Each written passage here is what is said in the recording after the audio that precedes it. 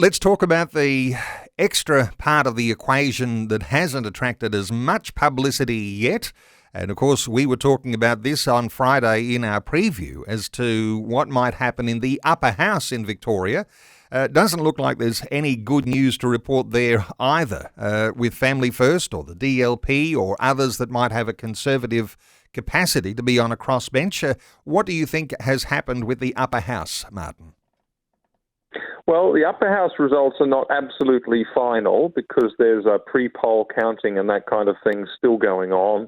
The initial preview, though, and the projections that the ABC, including Anthony Green, who's very reliable, are putting out, are looking like, at the moment, that between the Labor Party, the Greens, and the Reason Party, which is Fiona Patten, who is, probably left of the Greens, that group is looking to have about 20 seats.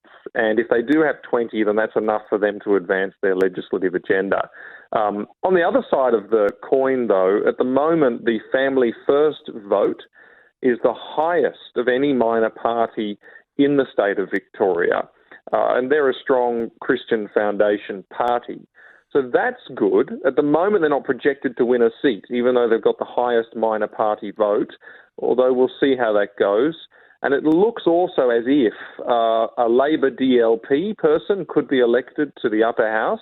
Now, they're a strong Christian Foundation party, and also a couple of pro-religious freedom candidates, people like Jeff Borman from the Shooters, Fishers and Farmers for Western Victoria, and potentially a One Nation person, from Ricky Lee Tyrrell from Northern Victoria. So there's a couple of pro-freedom candidates in there, at least one strong Christian Foundation candidate, and also good to see that the woman who was vilified for her church affiliation, Andrew Thorburn style, Renee Heath, who Matthew Guy tried to disown, she was actually elected first in her region. So she got a fair bit of backing. So whilst the overall picture might look a little worrying, there are little green shoots there. There are some opportunities for voices to be in that parliament for truth and righteousness going forward. So we just keep an eye on that, and we'll see how it finally pans out, and perhaps we'll be talking about it again in a week or two.